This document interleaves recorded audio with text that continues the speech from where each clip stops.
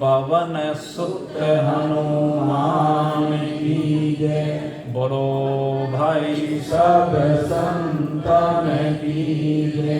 बोलो भाई सब भगतन की जय। जय जय श्री राम, जय जय श्री राम, जय जय श्री राम। बोल सचियां जोता वाली माता तेरी सदाई। बोलिए श्री जगन्नाथ भगवान की जय। बोलिए श्री बलदाऊ जी महाराज की जय। बोलिए श्री सुभद्रा महारानी की जय।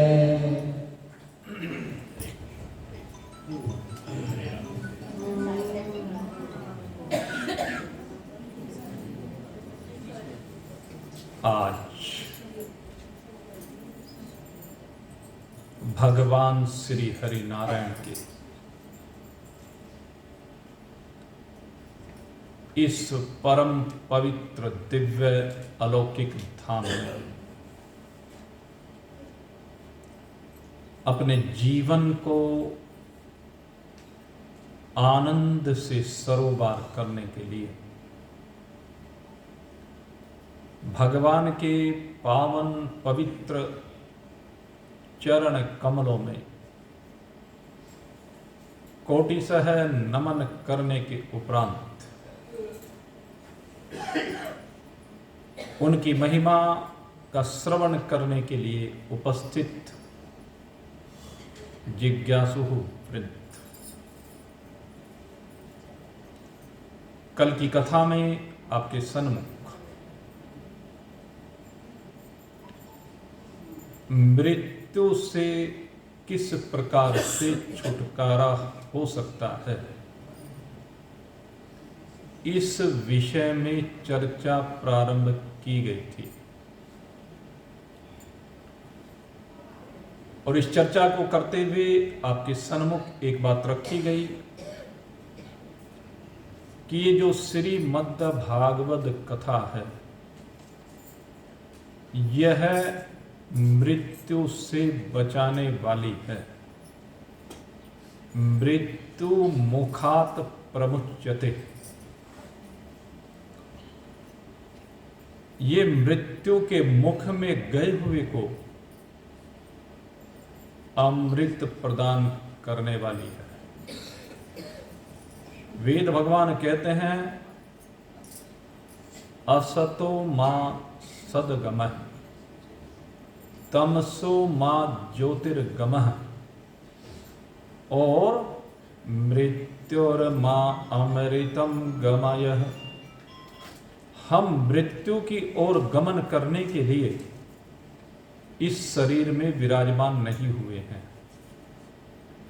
हम अमरता पाने के लिए इस शरीर में विराजमान हुए हैं। ये जीव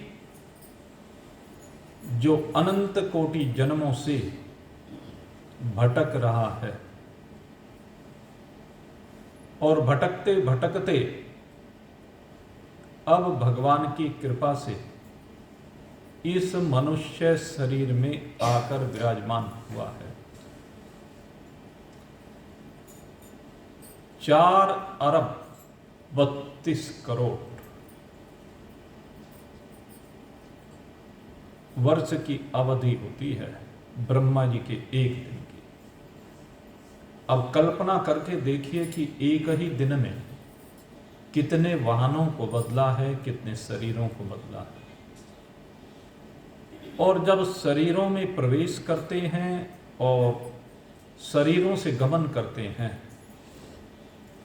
तो कहते हैं जन्म दुखम, आदि दुखम, व्याधि दुखम, जरा दुखम, मृत्यु दुखम और पुनः पुनः।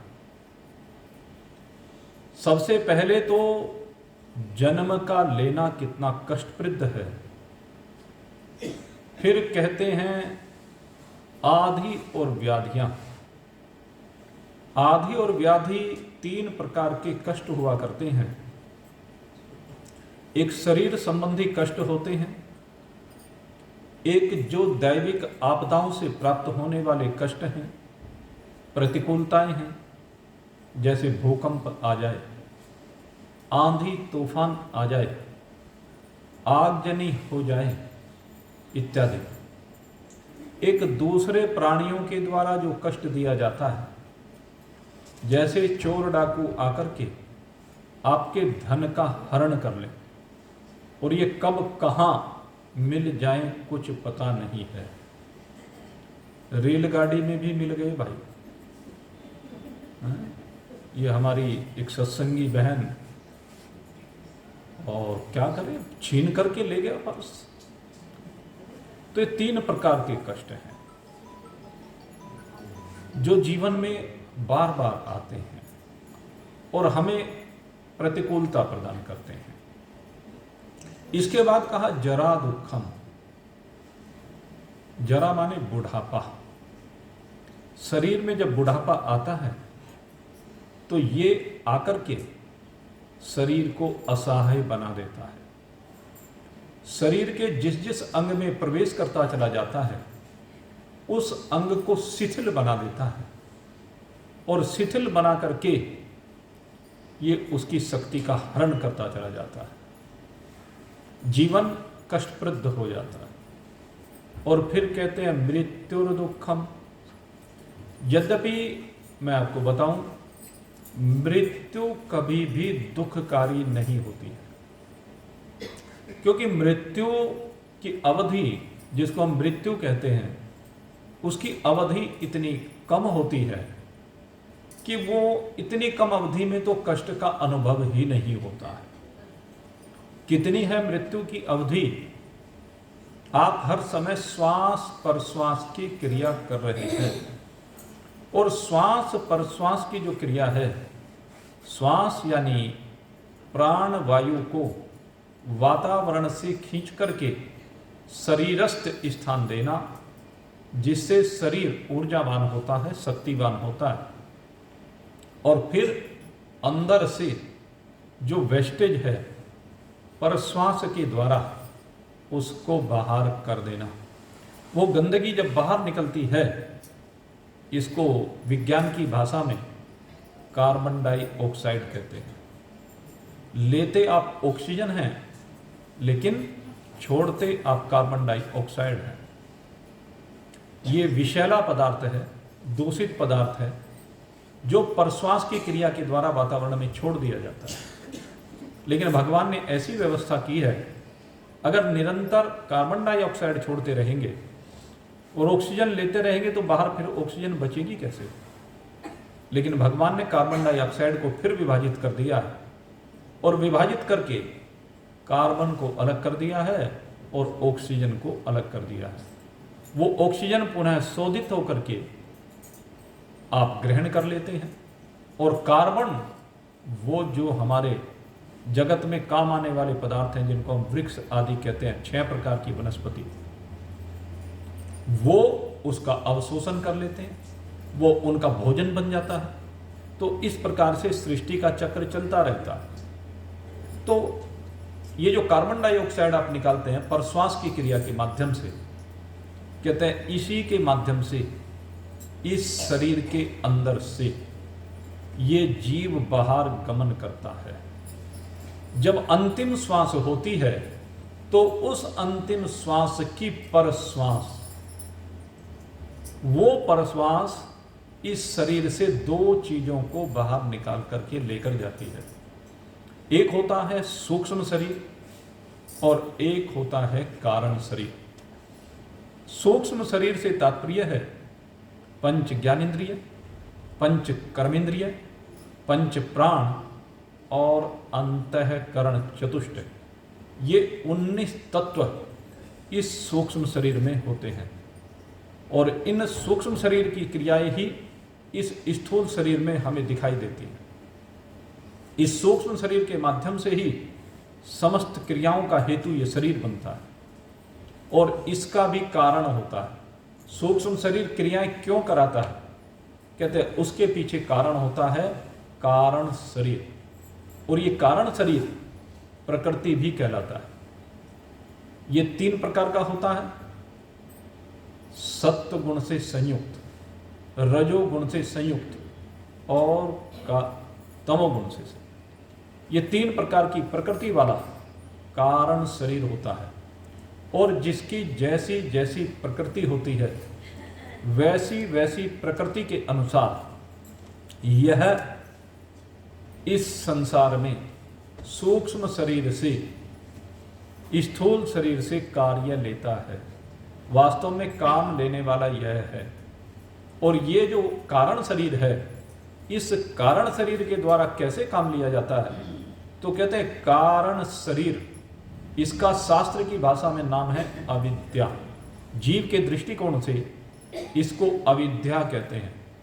और इस अविद्या में परमात्मा का प्रतिबिंब पड़ता है और परमात्मा भी इसके साथ संयुक्त होता है। ये तीनों चीज मिलकर के जीवात्मा कहलाती है। एक तो कारण शरीर हो गया, जिसको माया भी कहा जाता है, अविद्या भी कहा जाता है, अज्ञान भी कहा जाता है, या कारण शरीर कहा जाता है। और इसमें एक हो गया परमात्मा का प्रतिबिंब, जिसको चिदाभास नाम से कहा गया है। और सारा खेल ये चिदाभास करता है। ये जो चिदाभास होता है यही जीव कहलाता है। और इसी का वास्तव में आवागमन होता है। यही विभिन्न शरीरों को प्राप्त होता है। क्योंकि परमात्मा तो अचल है, परमात्मा तो स्थिर है। शरीर के साथ परमात्मा जितना संयुक्त रहता है, क्योंकि परमात्मा है व्यापक सत्ता। जो परमात्मा की व्यापक सत्ता है, उस सत्ता में जितने भाग में ये शरीर विराजमान है, उस पूरे शरीर के अंदर परमात्मा का जितना अंश है वह आत्म रूप से कहा जाता है, जिसको हम आत्मा कहते हैं। इस आत्मा से ही समस्त शक्ति का सृजन होता है। ये आत्मा सबको अस्तित्व प्रदान करती है। ये आत्मा ही सबको चैतन्यता प्रदान करती है। ये आत्मा ही ज्ञान स्वरूप है। ये आत्मा ही आनंद स्वरूप है। ये आत्मा सदा ही निर्विकार रहता है। ये आत्मा सदा ही अचल रहता है। ये आत्मा सदा ही स्थिर रहता है। ये आत्मा परमात्मा ही होने के कारण, क्योंकि जो शरीर के साथ भाग जुड़ा हुआ है वो परमात्मा ही तो जुड़ा हुआ है। शरीर की उपाधि के कारण से उस परमात्मा को हमने आत्मा कहा। हम सबकी वास्तविकता ये आत्मा ही है। और ये आत्मा परमात्मा से भिन्न कोई दूसरी चीज नहीं है। अज्ञान के कारण से बहुत से लोग इस जीव के आवागमन को लेकर के आत्मा का आवागमन मान लेते हैं। आवागमन आत्मा का कभी नहीं होता है। गीता जी के 2 अध्याय को पढ़ें। नित्यः सर्वगतिस्थानो रचलोयम सनातन। भगवान ने कहा कि यह जो आत्मा है यह नित्य तत्व है, यह निर्विकार तत्व है, यह निर्गुण तत्व है। ये आत्मा व्यापक तत्व है। शरीर की उपाधि के कारण से हमने इसको सीमित समझ लिया, परिच्छिन्न समझ लिया, एक सीमा में बंधा हुआ समझ लिया। लेकिन वास्तव में ये आत्मा किसी सीमा में बंधा हुआ नहीं है। ये आत्मा तो व्यापक तत्व है। ये आत्मा अनंत तत्व है। क्योंकि परमात्मा अनंत है तो आत्मा भी अनंत ही है। हम ही तो इसको आत्मा कह रहे हैं, समझाने के लिए और समझने के लिए इसको आत्मा कह रहे हैं। लेकिन वास्तव में सो अयम आत्मा ब्रह्म, हमारे वेद का जो 4था महावाक्य है उसमें यही बात कही गई है। सो अयम आत्मा ब्रह्म, सो अयम आत्मा चतुष्पात है। ये आत्मा ब्रह्म ही है। इस आत्मा को 4 पादों के द्वारा समझा जा सकता है। और ये 4 पाद क्या हैं? कहते हैं 4 पाद हैं स्थूल शरीर, सूक्ष्म शरीर, कारण शरीर। 3 पाद तो ये हैं। और ये तीनों पाद विनाशी हैं। ये तीनों पाद परिवर्तनीय हैं। ये तीनों पाद रहने वाले नहीं हैं। ये तीनों पाद विनिष्ट हो जाते हैं। लेकिन कहते हैं 4था पाद है। और ये 4था पाद क्या है? कहते हैं ये अमात्रिक पदार्थ है। ये तीनों मात्रिक पदार्थ होने के कारण से विनाशी हैं। और वो अमात्रिक है, निर्विकार ही। वो तत्व कौन है? वो आत्मा है। स्थूल शरीर, सूक्ष्म शरीर, कारण शरीर। आप स्थूल शरीर को तो देखते ही हैं, ये तो सदा ही निवृत्त होने वाला है। क्या होगा जिस समय जीव इस स्थूल शरीर को छोड़ करके जाएगा, इसको अग्निदेव को समर्पित कर दिया जाएगा, या जल देवता को समर्पित कर दिया जाएगा, या भूमि को समर्पित कर दिया जाएगा। जो जो भाग जिस जिसका है, आपने जिसको भी समर्पित किया, उसकी जिम्मेदारी हो जाती है कि बाकी के चारों के भाग वो उन सब के हिस्से उनको प्रदान कर दे। जल को आपने प्रदान किया तो जल का दायित्व बनता है कि जल अपना भाग लेकर के इस शरीर में से पृथ्वी का भाग, अग्नि का भाग, वायु का भाग और आकाश का भाग उनको समर्पित कर दे। जब हम इस शरीर को, निर्जीव शरीर को, अर्थात जिसमें निर्जीव, जिसमें जीव नहीं है, उस निर्जीव शरीर को जब अग्निदेव को हम समर्पित करते हैं, हे अग्निदेव, हम तुम्हें ये इस शरीर की आहुति दे रहे हैं। हे अग्निदेव, आप इस आहुति को स्वीकार करें।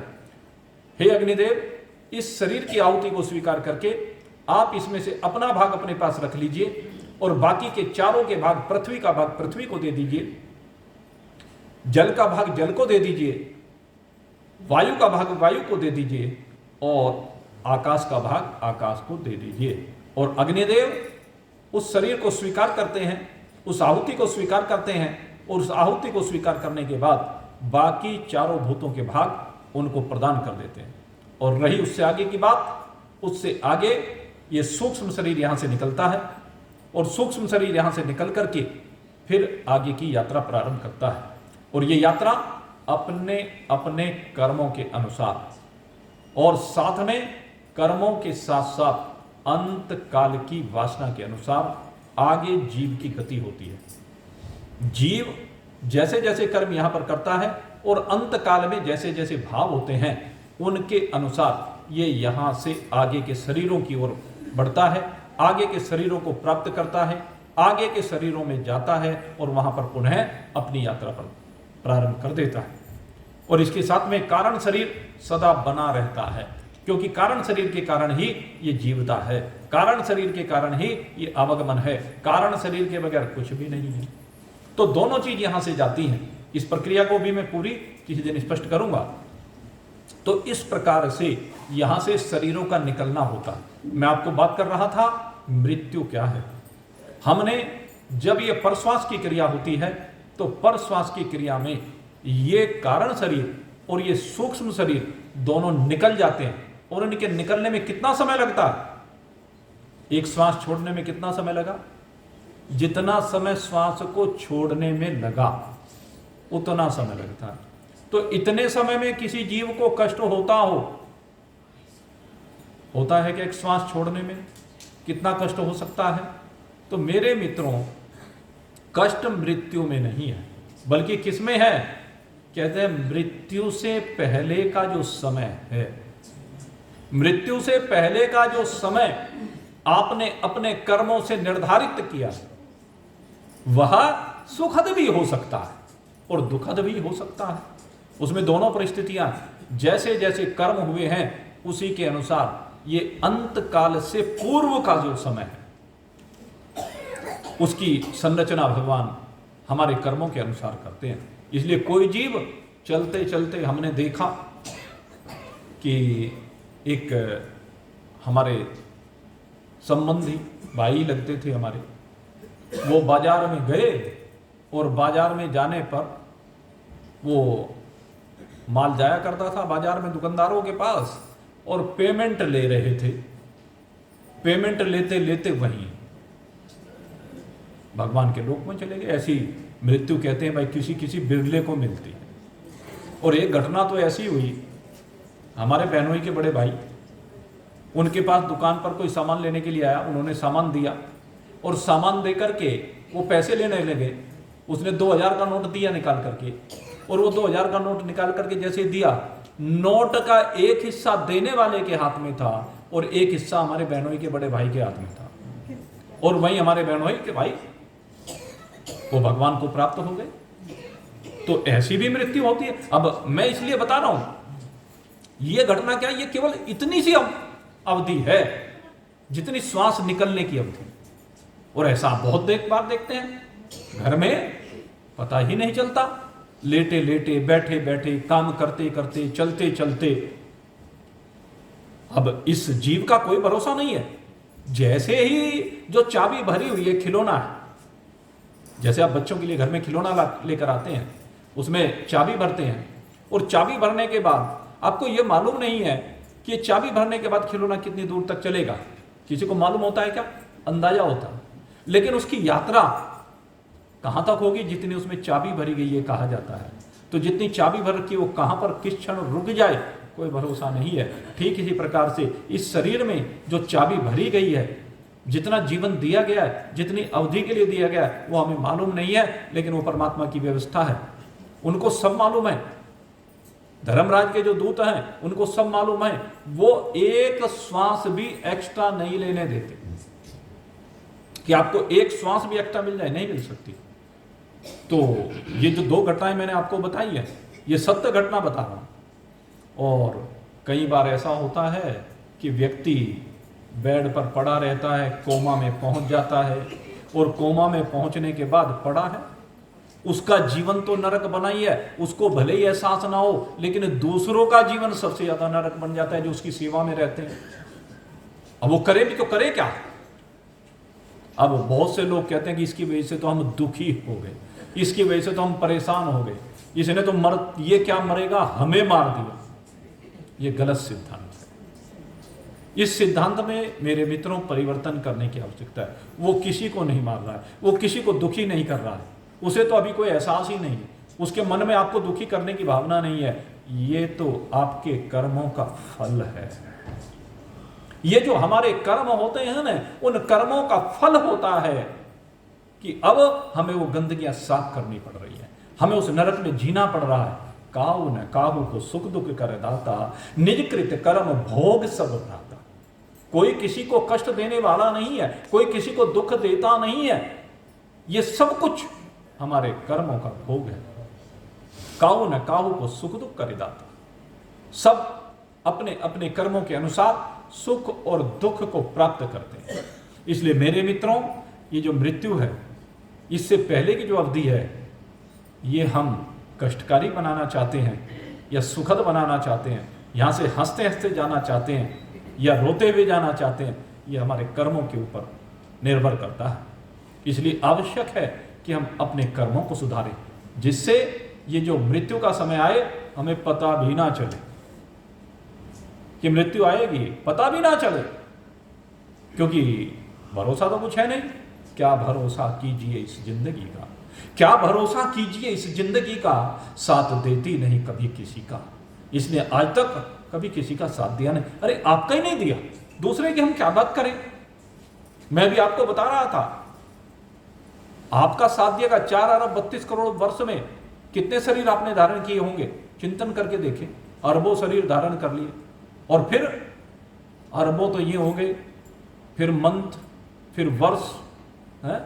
आप गिनती करके देखें ब्रह्मा जी के 50 से ऊपर की, तो कितनी बार आप इस शरीर में आ चुके हैं और जा चुके हैं। कभी बस फर्क यह है, कभी इस मनुष्य शरीर में आ जाते हैं, कभी ऊपर जाएं तो देव जितने हैं हमारे, उन शरीरों को प्राप्त हो जाते हैं। ज्यादा पुण्य कर्म जिसने किए हैं, क्योंकि जो बहुत अधिक दान इत्यादि करता है, परोपकार के कार्य करता है, उसके घर में सुख समृद्धि रहती है। बहुत से लोग क्या कहते हैं कि भगवान ने इसको छप्पर फाड़ के दिया, हम इतनी मेहनत करते हैं लेकिन हमें कुछ नहीं दिया। भाई उसके पीछे कारण तू ही है। जिसके घर में आज छप्पर फाड़ के आ रहा है, उसने छप्पर फाड़ने जैसे कर्म किए हैं, उसने सुख समृद्धि के बीज बोए हैं, उसने दूसरे के लिए जीवन को जिया है। जब उसके पास धन आया है, उसने अपने ऊपर खर्च नहीं किया। केवल हम क्या करते हैं, अपने खाने के ऊपर खर्च कर देते हैं, कपड़ों के ऊपर खर्च कर देते हैं, ब्याह शादी में खर्च कर देते हैं, लेकिन गरीबों के ऊपर कितना खर्च करते हैं, ये चिंतन करने का विषय है। हमने दूसरे की मदद करने के लिए अपना कितना धन खर्च किया, ये देखने की बात है। हमने अपना भाई भतीजा, अपने रिश्तेदार कोई दिक्कत में है, तो समय आने पर क्या हम उसके साथ खड़े हुए हैं? क्या हमने उसके लिए कुछ किया है? जरा चिंतन करके देखें। जब कहीं पर कोई मंदिर बन रहा है, क्या हमने उस मंदिर में कुछ आगे बढ़कर के स्वयं दिया है? जब कोई कथा हो रही है, क्या हमने उसमें कभी सहयोग किया है? जब कहीं पर कोई भंडारा हो रहा है क्या हमने कोई सहयोग किया है? जब कोई सामाजिक पुण्य कार्य करने के लिए कोई हॉस्पिटल बन रहा है, आश्रम बन रहा है, या कोई भी कम्युनिटी का कोई भी कार्यक्रम हो रहा है, तो क्या हम आगे बढ़कर के उसमें कुछ दे पाए? कहने पर नहीं, स्वयमेव। जो स्वयमेव आगे बढ़कर के देते हैं और चुपचाप दे देते हैं, उनके देने का पता भी नहीं होता है, उन्हीं के घर में सुख समृद्धि होती है, उन्हीं के घर में भगवान छप्पर फाड़ करके देता है। और अगर यदि गरीबी है तो तेरे कर्मों के कारण से है, क्योंकि सब कुछ कर्मों का खेल है। कर्म प्रधान विश्व कर रहा। भगवान कहते हैं कि मैंने ये जो सारा विश्व बनाया ये कर्म प्रधान बनाया है, इसीलिए तो यह भाव देखना पड़ रहा है कि तूने कुछ किया नहीं। अगर तूने शुभ कर्म किए होते, अच्छे कर्म किए होते, तो तुझे आज ये फल नहीं भोगना पड़ता। अशुभ कर्म किए हैं इसलिए तेरे पास अभाव है। तू शरीर से मेहनत तो बहुत करता है लेकिन दान नहीं करता। और एक घटना एक महान पुरुष सुनाया करते थे, मैं वो छोटी सी घटना आपको बता देता हूं। एक बार की बात है, समझ लीजिए, मान लीजिए बाबा बंसी वालों की कथा चल रही थी, भंडारा चल रहा था। तो उस भंडारे में एक सेठ जी आए और सेठ जी ने आकर देखा, भाई बाबा जी का भंडारा तो बहुत अच्छा चल रहा है। और जब बाबा जी का बहुत अच्छा भंडारा चल रहा है तो उन सेठ जी ने आकर के उन व्यवस्थापकों से मिला, और व्यवस्थापकों से मिलकर के व्यवस्थापकों ने देखा भाई बड़े अच्छे नगर सेठ हैं, बड़े सम्मानित व्यक्ति हैं, आए हैं, उनका बड़ा स्वागत सत्कार किया।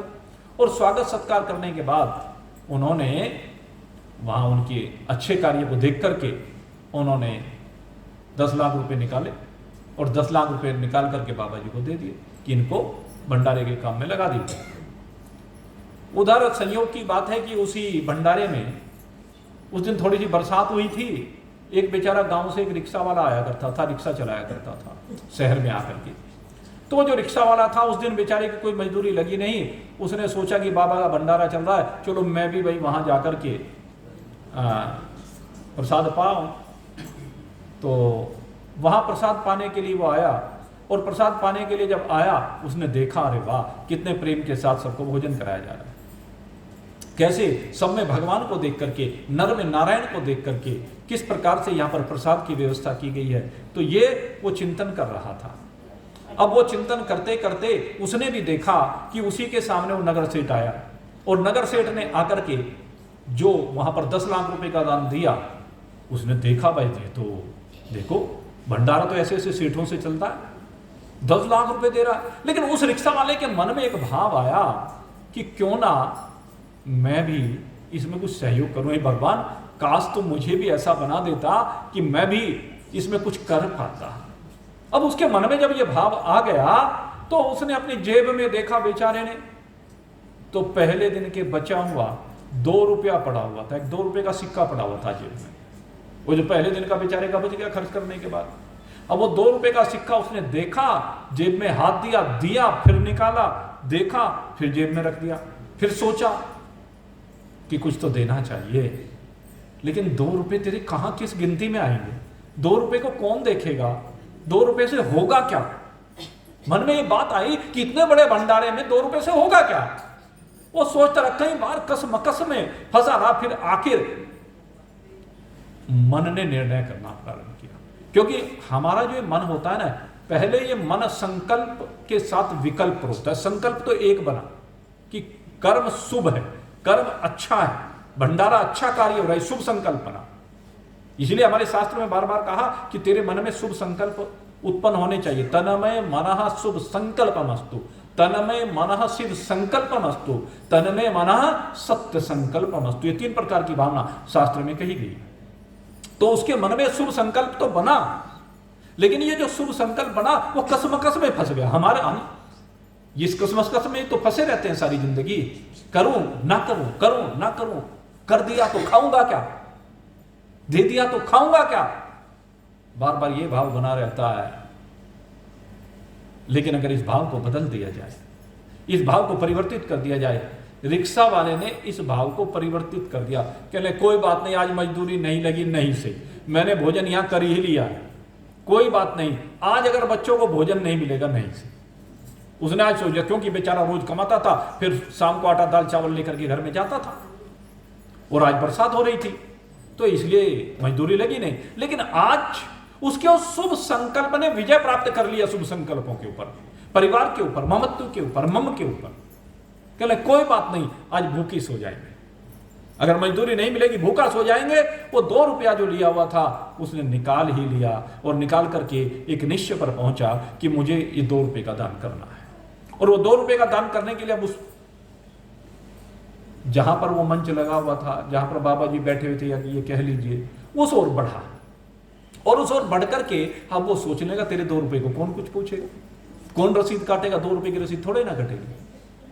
अब उसने देखा बराबर में एक जगह पर एक दान पात्र रखा हुआ था। अब वो जब कसमकस की स्थिति में था ना, तो लोगों की नजर स्वाभाविक ही ऐसे व्यक्ति की तरफ चली जाती है कि भाई पता नहीं क्या सोच रहा है, पता नहीं ये क्या करना चाह रहा है, पता नहीं कौन है, पता नहीं कभी कुछ चक्कर में और ना। तो ऐसा है ना, हमारे भाव अलग अलग तरह के उत्पन्न होते रहते हैं। तो वो खैर पहुंच गया, उसकी तरफ ध्यान था, बाबा जी का भी ध्यान था, और वो जो सेठ जी जिसने 10 लाख रुपए दान में दिए थे उसका भी ध्यान वहां पर था। उसने देखा, उसने वो 2 रुपया बेचारे ने चुपचाप मुट्ठी भींच करके की तरह उस दान पात्र में सरका दी। 2 रुपए का दान हो गया। सेठ भी हंसा। अब उस रिक्शा वाले ने भी सेठ को देखा और सेठ ने भी रिक्शा वाले को देखा, दोनों की नजरें मिल गई कि नहीं ये मुझे देख रहा, कोई बात नहीं भाई, देख रहा है तो देख रहा है। अब 2 रुपए का दान हो गया। अब धीरे धीरे खैर समय बीत गया, घटना इधर उधर हो गई। अब कुछ समय के बाद संयोग ऐसा बना कि दोनों इस लोक को छोड़ करके एक ही दिन यहां से धर्मराज जी के पास पहुंचे। अब धर्मराज जी के लोक में गए, और धर्मराज जी के लोक में जाने के बाद दोनों का चिट्ठा खोला गया। अब चित्रगुप्त ने जब चिट्ठा खोल करके बताया, तो चिट्ठा खोलने के बाद कहा भाई ये सेठ जी इसने तो बड़े शुभ काम किए, इसने तो सारी जिंदगी बड़े कार्य किए हैं, बड़े परोपकार के कार्य, बड़ी गरीबों की सहायता की, बड़ी मजबूरी में आए हुए किसी भी व्यक्ति की सहायता में कभी पीछे नहीं हटा। कहने लगे भाई ये तो वास्तव में सेठ है, इसलिए इसको जो है स्वर्ग में भेजना चाहिए, ये स्वर्ग का अधिकारी बना है अपने कर्मों से। तो सेठ के लिए स्वर्ग का विधान कर दिया, भेजने लगे। सेठ जी कहने लगे धर्मराज जी, कहले हाँ कहो। कहले मैं कुछ क्षण के लिए आपके पास रुकना चाहता हूं। अरे मेरे लोक में तो कोई भी नहीं रुकना चाहता, तुम क्यों रुकना चाहते हो? कि मैं कुछ देखना चाहता हूं। क्या देखना चाहते हो? कहने लगे इसको देखना चाहता हूं, इसके खाते को देखना चाहता हूं। किसके? रिक्शा वाले के, क्योंकि सेठ जी ने देखा ही वही रिक्शा वाला है, भूले नहीं सेठ जी। और उस रिक्शा वाले ने पहचान लिया वही सेठ है। उसने रिक्शा वाले ने सोच लिया सेठ जी ने बहुत दान दे रखा है, बहुत परोपकार कर रखा है, इसलिए इसके लिए तो स्वर्ग का टिकट कटना ही था। तो अब कहने लगे ठीक है रुको देखो। अब खाता खोला गया, चित्रगुप्त जी के द्वारा सारा खाता रखा गया सामने खोल करके, और खाता खोल करके सामने रखने के बाद धर्मराज जी ने निर्णय दिया। कहने लगे इस रिक्शा वाले को ले जा करके बड़े सम्मान के साथ हमारे श्रेष्ठ दूत जाएं, और वो श्रेष्ठ दूत जाकर के बड़े सम्मान के साथ इसको स्वर्ग में अधिष्ठित करें। इसके लिए बड़ा सुंदर दिव्य महल बनवाया जाए, वहां पर इसे सब सुख समृद्धि की जितनी भी सामग्री हो सकती है वो सब दी जाए। सेठ जी कहने लगे महाराज क्षमा करना, लेकिन मैं कुछ जानना चाहता हूं। कि हाँ बोलो क्या जानना चाहते हो? इसलिए मैं जानना चाहता हूं इसने ऐसा कौन सा पुण्य कर्म किया है जिसके कारण से ये स्वर्ग में जा रहा है, मेरे से भी ज्यादा सम्मान के साथ जा रहा है, आप इसके साथ अपने दूतों को भेज रहे हैं। कि सेठ वास्तव में जानना चाहते हो? कि हाँ मुझे जिज्ञासा हो रही है। जिज्ञासा हो रही तो सुनो सेठ, जिस कर्म के कारण से तुम स्वर्ग लोक में जाने के अधिकारी हुए हो, उसी कर्म के कारण से ये भी स्वर्ग में सम्मान के साथ जा रहा है। लेकिन क्यों? कहले सेठ तुमने 10 लाख रुपए दान दिए थे भंडारे में, और उस 10 लाख रुपए भंडारे में दान देने के कारण से तुम स्वर्ग के अधिकारी बने हो। कहले हाँ। कहले लेकिन इसने 2 रुपया दान दिया था। कहले हाँ 2 रुपए का दान नहीं दिया इसने, कि नहीं, इसने अपना सर्वस्व दान दिया था। सेठ, तेरे पास करोड़ों की संपत्ति थी और उस करोड़ों की संपत्ति में तूने 10 लाख रुपए दिया, 1% भी तूने नहीं दिया, लेकिन इसने अपना 100% दान में दिया उस दिन, और 100% दान में देने के कारण से ये आज उस उच्च पद का अधिकारी बना है। तो मेरे मित्रों, ये जरूरी नहीं होता, अमाउंट की बात नहीं होती है, बात ये होती है आपकी कितनी शक्ति सामर्थ्य है और उस अपनी शक्ति सामर्थ्य के अनुसार आपने क्या किया है। आज अंबानी बंधु हमारे देश के, अडानी बंधु हमारे देश के, टाटा जी हमारे देश के प्रसिद्ध सेठ हैं भाई। वो करोड़ों अरबों रुपए दान में देते हैं, आप कल्पना नहीं कर सकते। हमें तो केवल उनका वो रूप दिखाई देता है कि लूटते हैं, इन्होंने लूट मचा रखी है, ये कर रखा है, वो कर रहा है, इतने बड़ी बड़ी मिल है, इतने बड़ी बड़ी फैक्ट्रियां, इतना बड़ा व्यापार दुनिया भर में फैला हुआ। भाई उन्होंने कर रखा है इसलिए, लेकिन जब वो दान भी देते हैं ना तो इसी तरह से देते हैं। आप देखिए बिरला जी हुए हैं हमारे यहाँ, कितने मंदिरों का निर्माण कराया हमारे बिरला जी ने। जहां भी जाओ, अगर भारत में कहीं भी धार्मिकता की बात आती है तो बिरला जी का नाम आता है। बिरला जी के मंदिरों की जो शोभा है, उनकी प्रकृति को दर्शाता है वो। मेरे मित्रों, आप देखिए कहीं भी जाकर के, अगर यदि आपको कोई भी साहित्य देश भर में खरीदना है तो आप गीता प्रेस को सदा याद करेंगे। गीता प्रेस ने कितना सच्चा, कितना सत्य से संयुक्त ज्ञानवर्धक साहित्य जो कभी उपलब्ध नहीं होता था। गीता जी किसी को उपलब्ध नहीं होती थी पहले, लेकिन ये सेठ जयदयाल गोविंदका, भाई जी हनुमान प्रसाद पोद्दार, स्वामी रामसुखदास जी महाराज, ये उनकी कृपा है जिनकी वजह से आज हमें वो साहित्य घर घर में मिल रहा है। रामायण हमारे घर घर में प्रतिष्ठित है, गीता घर घर में प्रतिष्ठित है, भागवत जी घर घर में प्रतिष्ठित है, भले चाहे पढ़ी जा रही है नहीं पढ़ी जा रही है। मैं कहता हूं मेरे मित्रों, ये धार्मिक शास्त्र अपने घरों में अवश्य होने चाहिए। ये घर में रखे रखे भी कल्याण करने वाले होते हैं, और न जाने किस दिन आपकी मनोवृत्ति बदल जाए, किस दिन आप इतने तनाव में हो कि उस तनाव की मुक्ति के लिए उन ग्रंथों की शरण में पहुंच जाए। और जिस दिन आप ग्रंथ की शरण में पहुंच गए ने, तो मेरे मित्रों आपका जीवन बदल जाएगा। और मैं स्वयं इसका साक्षात प्रमाण आपके सामने बैठा हुआ। एक छोटी सी दुकान पर मैं बैठा करता था अपने पिताजी के जाने के बाद, और बैठा हुआ, काम कोई विशेष था नहीं, मंडी चली गई थी, उधर काम भी चला गया। पहले जब मंडी हुआ करती थी बहुत काम हुआ करता था हमारे पिताजी का, लेकिन जब मंडी चली गई उस छोटी सी दुकान पर मैं भी बैठता, और छोटी सी दुकान पर बैठ करके व्यापार करते थे। गिनती के ग्राहक कभी कभी आते थे, लेकिन वहां बैठे हुए एक दिन विचार कर रहा था, चिंतन कर रहा था, मनन कर रहा था, और मनन करते करते सिर्फ एक ही बात दिमाग में आई, और मैं कहता हूं वही बात आपके दिमाग में आ जानी चाहिए। मेरे मन में एक भाव आया कि तू मर नहीं सकता। मतलब केवल यह भाव मन में आया कि तू कैसे मर सकता है। मैंने एक मरते हुए प्राणी को देखा, लेकिन कहा नहीं, मरेगा तो शरीर मरेगा, मैं क्यों मरूंगा, मैं मरने वाला नहीं हूं, मुझे मरना नहीं है। लेकिन मैं बचूंगा कैसे। मैं वही दुकान पर बैठे बैठे चिंतन कर रहा था कि मैं मरूंगा कैसे, मुझे मरना नहीं। और यही विचार करते करते मैं तुरंत दुकान से उठा, और दुकान से उठ करके घर पर पहुंच गया। मेरी माताजी नित्य मंदिर में जाया करती, नित्य गीता जी का पाठ करती। कोई ऐसा दिन नहीं था अपने जीवन में जब से हमने देखा कि वो चाहे कैसी भी अवस्था हो, लेकिन गीता जी जरूर पढ़ा करती, रामायण जरूर पढ़ा करती, भागवत जरूर पढ़ा करती। ये 3 ग्रंथ ऐसे थे हमारी माता जी जरूर पढ़ा करती थी, चाहे उनसे एक पेज ही पढ़ा जाए, कितनी व्यवस्था की स्थिति रही हो, लेकिन उन्होंने कभी अपने नियम को छोड़ा नहीं। तो मेरे दिमाग में आया, मैंने भी बहुत बार पढ़ करके सुनाया था, लेकिन आज जब मेरे मन में उस दिन आया ये बात, मैं आपको बताना चाहता हूं। मैं गीता जी घर से उठा करके लाया दुकान पर, और दुकान पर ला करके मैंने आज गीता को देखा, और जब गीता को देखा तो आज मुझे गीता के दर्शन हुए। उस दिन गीता के दर्शन हुए, उस दिन मालूम हुआ अरे तू अपने आप को मरने वाला मानता है, तू मर ही नहीं सकता। ये तेरा जो सिद्धांत है, तेरी आत्मा ने जो बोला है वो सत्य बोला है कि आत्मा अजर अमर अविनाशी है, ये आत्मा मरने वाला नहीं है।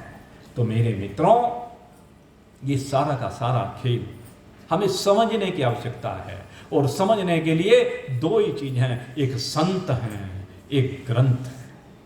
संत और ग्रंथ इन दोनों की कृपा होनी चाहिए, इसलिए अपने घर में ग्रंथों को रखें।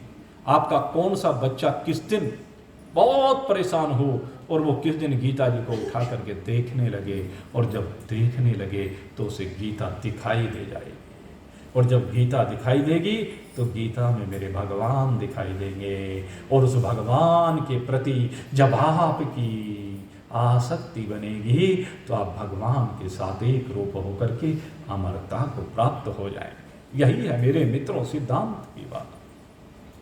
मृत्यु से बचना है, मृत्यु कुछ नहीं है, मृत्यु एक भलावा है, मृत्यु एक छल है।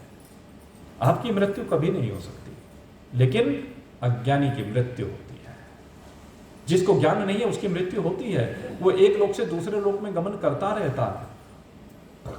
ये मृत्यु का जो सिद्धांत है ये सब झूठा सिद्धांत है। ज्ञानी के लिए कोई मृत्यु नहीं है। तो ये श्रीमद् भागवत कथा मैं आपसे चर्चा कर रहा था, ये आपको जीवन देती है, ये आपको अमरता देती है, ये आपको आनंद देती है। आइए इसी आनंद को प्राप्त करने के लिए अब मैं थोड़े से विषय में प्रवेश कर रहा हूं। और ये विषय क्या है? श्री सूत जी महाराज व्यासपीठ पर विराजमान थे, और सूत जी के व्यासपीठ पर विराजमान होने पर सोनक आदि 88,000 ऋषि नैमिषारण्य की पवित्र पावन भूमि पर उनके चरणों में बैठे हुए हैं और प्रश्न किया है भक्ति, ज्ञान और वैराग्य को लेकर। तीन ही चीजें हैं मेरे मित्रों। पहली चीज तो कर्मयोग है। कर्मयोग के बारे में तो सब जानते हैं। कर्मयोग का मतलब अच्छे अच्छे कर्म करना, और अच्छे अच्छे कर्म एक पहले सकाम भावना से होते हैं, फिर निष्काम भावना से होते हैं। सकाम भावना माने हम उसके बदले में कुछ चाहते हैं भगवान से, और निष्काम भावना का मतलब हमें कुछ नहीं चाहिए। तो उससे हमारा अंतःकरण निर्मल बन जाता है, और निर्मल अंतःकरण के बाद ही हम शास्त्र की शरण में आते हैं, भगवान की शरण को प्राप्त होते हैं। यहीं से भगवान की ओर हमारी दृष्टि जाती है, पहले नहीं जाती। एक बार की बात है, एक हमारे साथी रोटरी क्लब में हम मेंबर हुआ करते थे, तो वहाँ भी चर्चा चलती रहती थी। तो रोटरी क्लब में एक बार हमारे एक साथी वो कहने लगे कि जी गुरुजी एक बात बताओ। मैंने कहा क्या बताऊं? कि हम भगवान को क्यों स्मरण करें, क्यों भगवान को हाथ जोड़ें, क्यों भगवान का ध्यान करें? हमें तो समाज में अच्छे अच्छे कर्म करने चाहिए। मैंने कहा भाई अच्छे कर्म क्यों करने चाहिए? कहने लगे अच्छे कर्म इसलिए करने चाहिए कि भाई उससे हमें सुख मिलता है, दूसरे को सुख मिलता है। हमें तो ये सुख मिलता है कि संतुष्टि होती है कि दूसरे के पेट में रोटी चली गई, दूसरे को कपड़ा मिल गया, इसलिए तो प्रत्यक्ष दिखाई देता है अच्छा। मैंने कहा ठीक है, आप सही कह रहे हैं, आप ये अच्छे काम करेंगे तो धीरे धीरे कीजिए, क्योंकि वो अभी उस परिस्थिति में है, क्योंकि वो अभी सकाम कर्मयोगी है। वो अच्छे कर्म अपने आप को संतुष्ट करने के लिए कर रहा है, लोक में समृद्धि पाने के लिए कर रहा है, वो लोक में पद प्रतिष्ठा प्राप्त करने के लिए कर रहा है। मैंने कहा जब इसकी सीमा से बाहर निकलोगे ना, अभी आप इस ओर लगे हैं बहुत अच्छी बात है, लेकिन अब जब इसकी सीमा से बाहर निकलेंगे तो भगवान के साथ मिलन का क्या आनंद होता है। आपको एक छोटे छोटे से कर्म करने से कितना सुख होता है। अरे जिसने सारा जगत बनाया, जिसने इतना माल तेरे को दिया है, सारे संसार को दिया है, अगर यदि वो एक बार तुझे मिल गया तो सोच के देख, एक गरीब के बेटे को अगर तूने एक कोर अपने हाथ से तोड़ करके खिला दिया तो तुझे कितना सुख मिला। एक दिव्यांग को तूने जाकर के मरहम लगा दी, तुझे कितना सुख मिला। एक ठंड से ठिठुरते हुए साधु को तूने जाकर के कंबल उड़ा दिया, तुझे कितना सुख मिला। लेकिन जरा चिंतन करके देख, जिसने इस ब्रह्मांड को बनाया ही, जिसने अनंत कोटि ब्रह्मांड को बनाया ही, जो अनंत कोटि ब्रह्मांड में जितने भी जीव हैं उन सबको खिला रहा है, उन सबको पहरा रहा है, उन सबको रहने के लिए स्थान दे रहा है। जब तू उसके साथ जुड़ जाएगा और सारे ब्रह्मांड के लिए कार्य करेगा, तब तुझको कितना आनंद मिलेगा, तब तुझे भगवान की महत्ता का पता चलेगा, इस जगन्नाथ की महत्ता का पता चलेगा। मेरे मित्रों, यह है भगवान के साथ एकता का परिणाम।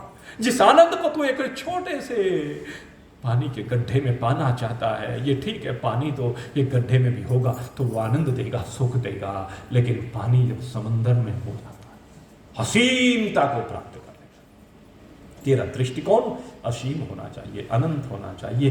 भागवत का दृष्टिकोण अनंत है, वो भक्ति अनंत है, वो ज्ञान अनंत है, वैराग्य अनंत है। ये अनंत से जोड़ने के लिए, ये व्यापक परमात्मा से जोड़ने के लिए है। इसी की बात शौनक आदि ऋषि कर रहे हैं। भक्ति ज्ञान विरागाप्तो, भक्ति ज्ञान विरागाप्तो विवेको वर्धते महान्। भक्ति ज्ञान विरागाप्तो विवेको वर्धते महान्। माया मोहो निराश्रश्च, माया मोहो निराश्रश्च वैष्णवे क्रियते कथम। अब शौनक आदि ऋषियों ने प्रश्न रखा है, हम क्या चाहते हैं? कहते हैं विवेक। विवेक का होना जीवन में सबसे आवश्यक है। जब तक विवेक नहीं होगा, आप निर्णय नहीं कर सकते कि इधर जाना है कि इधर जाना है। कोई भी काम जो भी आप करते हैं वो विवेक से करते हैं। वो अलग बात है कि आपका विवेक आपको किस दिशा में लेकर जाता है, और जिस दिशा में लेकर जाता है वो आपके संस्कारों से लेकर जाता है। तो विवेक की बात की, और जब ये बात की, अब सूत जी प्रशंसा कर रहे हैं। सूत जी कहने लगे, वाह शौनक आदि ऋषियों, तुमने क्या प्रश्न किया है। तुम्हारा प्रश्न तो अत्यंत कल्याणकारी है, इसलिए आज प्रशंसा करते हुए सूत जी कहते हैं कि ऐसे पात्र को पाकर के मैं भी अपने को धन्य मानता हूं, क्योंकि जब उचित पात्र किसी गुरु को मिल जाता है, जो उसके माल को संभाल कर रख ले, ऐसा पात्र मिल जाता है, तो गुरु के हृदय को भी संतुष्टि होती है, आत्म तृप्ति होती है गुरु को। तो आज सूत जी को भी बड़ी प्रसन्न, अपने अंदर एक संतुष्टि अनुभूत हो रही है। वो भी अपने को धन्य मान रहे हैं कि चलो मेरे माल की रक्षा करने वाला कोई मिला है। इसलिए आज सूत जी आह्वान कर रहे हैं उन 88,000 ऋषियों का। कथा को प्रारंभ करने से पहले उन सब का आह्वान करते हैं। आज सूत जी कहते हैं इन शौनक आदि 88,000 ऋषियों से। क्यों कह रहे हैं? वो तो उनके सामने बैठे हुए हैं, लेकिन क्यों कह रहे हैं? कहले बैठे भले ही हो शरीर, लेकिन असली बात यह कि आप भी बैठे हैं क्या शरीर में?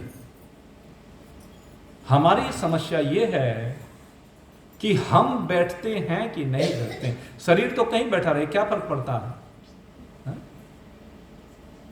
असली बात तो तेरे बैठने की है कि तू अब शरीर में बैठा है क्या, या तू यहां बैठा हुआ घर में तो नहीं बैठा हुआ, यहां बैठे हुए व्यापार में तो नहीं बैठा हुआ। ये सोच, अगर तू वास्तव में यहां बैठा है तभी कथा तेरे अंदर जाएगी। शरीर कथा में बैठने से कुछ नहीं होगा, तेरे बैठने से होगा। और जब तू यहां बैठेगा तो कथा तुझ में बैठ जाएगी, और जब कथा तुझ में बैठ जाएगी तो ये कथा कल्याणकारी हो जाएगी। यही नियम है, इसलिए आह्वान कर रहे हैं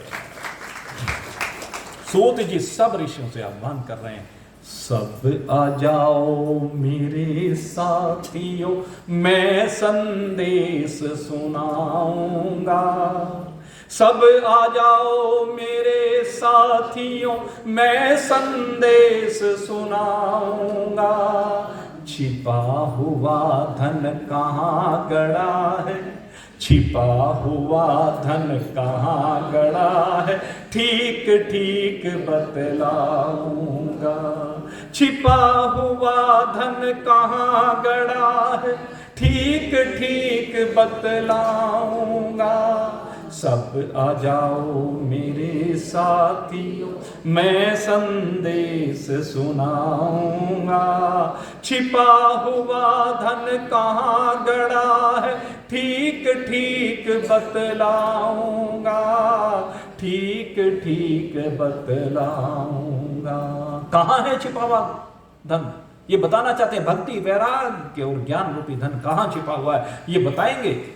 कहते हैं एक गर्त है पास तुम्हारे जिसमें ये धन छिपा हुआ।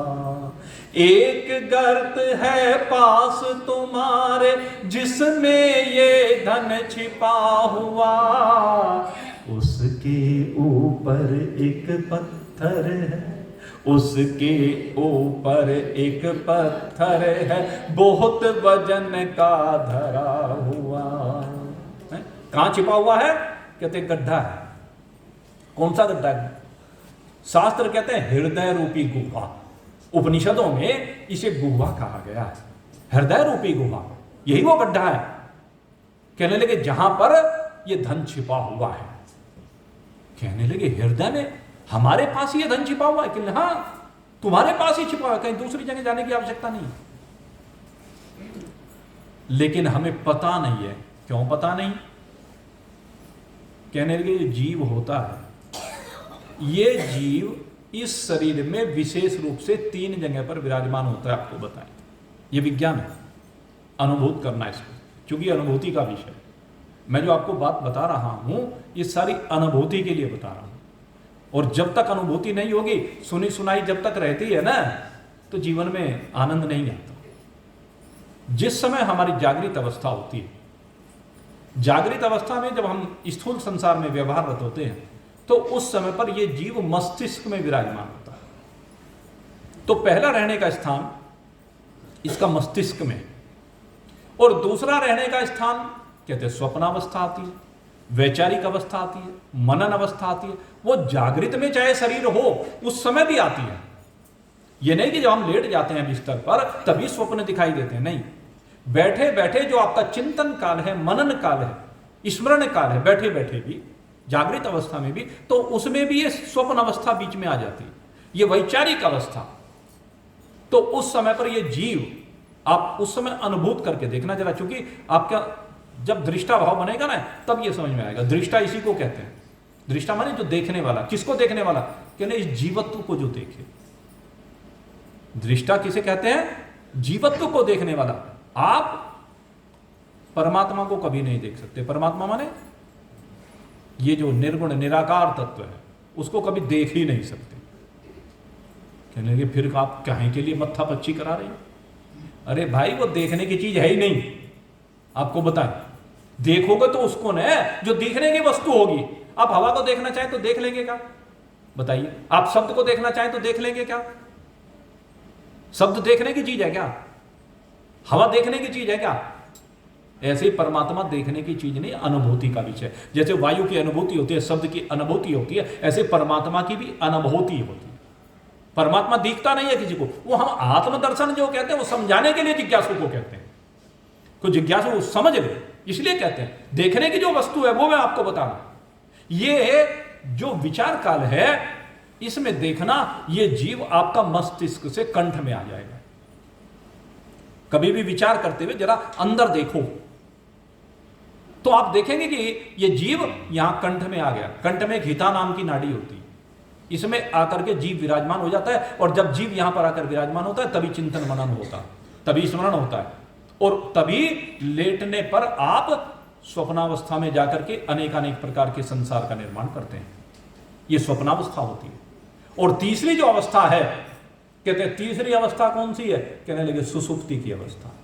ये जीव तीसरी अवस्था में जब इस स्थूल शरीर के झंझटों से थक जाता है, सूक्ष्म शरीर के झंझटों से, स्वप्न काल से थक जाता है, तो तब ये विश्राम करने के लिए तीसरी अवस्था में जाता है। और ये तीसरी अवस्था कहां है? कहते हैं हृदय में। ये जीव प्रतिदिन विश्राम करने के लिए हृदय में जाता है, और जब ये हृदय में जाता है, वहीं हृदय में वो परमात्मा बैठा हुआ है। ये जो बात कह रहे हैं ना, एक गर्त है पास तुम्हारे जिसमें ये धन छिपा है। परमात्मा बैठा है हमारे अंदर। इस हृदय में बैठे हुए परमात्मा के पास रोज जाता है ये जीव, लेकिन जब ये रोज परमात्मा के पास जाता है, वहां जाते ही सो जाता है। यही सबसे बड़ी समस्या है। इस जीव की सबसे बड़ी समस्या यही है कि ये जीव जब परमात्मा के पास हृदय में जाता है, जहां पर हमारे भगवान बैठे हुए हैं, गीता जी को पढ़ो, अयि अधियज्ञो अहमेव अत्र देहि देहे धृतांबर। 8वें अध्याय में भगवान ने कहा कि मैं कहां हूं? अधियज्ञो अहमेव अत्र देहे। सबके लिए कहा ये नहीं कि केवल इस शरीर के लिए कहा। अधियज्ञो अहमेव अत्र देहे, मैं अधियज्ञ रूप से प्रत्येक देह के अंदर बैठा हुआ हूं, उनके हृदय में बैठा हुआ हूं। हृदय देशो सन्निविष्ट हूं, मैंने हृदय में प्रवेश किया है, हृदय में बैठा हुआ हूं।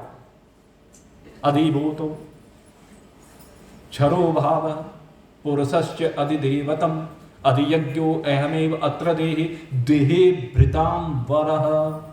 और यहां बैठ करके क्या करता हूं? कहते देह का पोषण करता हूं, इस देह को शक्ति देता हूं, इसको अस्तित्व देता हूं, इस देह को चलाता हूं, देह से सारे कार्य कराता हूं। लेकिन सबसे बड़ी समस्या हमारी यह है कि रोज परमात्मा के पास जाते हैं, परमात्मा की गोद में जाकर के विश्राम करते हैं। जिस प्रकार से एक रोता हुआ बालक मां की गोद में जाकर के उसने जैसे उसका स्तनपान प्रारंभ करता है, वहीं पर सो जाता है। ऐसे ही ये जीव रोज अपनी माता परमात्मा के पास जाता है, उसकी गोद में जाता है, और उसकी गोद में जाकर के आनंद में जाकर के सो जाता है। और सुबह जब उठता है, कहता है आज बड़े सुख से सोया, बड़ा आनंद आया। कैसा आनंद आया कि कुछ भी याद नहीं रहा। यही सबसे बड़ी भ्रांति है, यही सबसे बड़ा ज्ञान है, यही अविद्या है कि तू परमात्मा की गोद में जा रहा है, परमात्मा की गोद में सो रहा है, और तुझे ये पता नहीं है कि तू परमात्मा की गोद में सोया है। तू उस परमात्मा को जानता नहीं है, तू उस परमात्मा को देखता नहीं है। मेरे मित्रों, यही हमारी सबसे बड़ी विडंबना है। इस स्थल पर आए हो तो इस विडंबना को समझिए और जानिए। महान पुरुष योगस्थ होते हैं, यही तो फर्क है हम में और उनमें। भगवान कहते हैं योगस्थ कुरु कर्माणि संग त्यक्त्वा धनंजय संसिद्धा सिद्धो च कृत्वा पेन निबध्यते।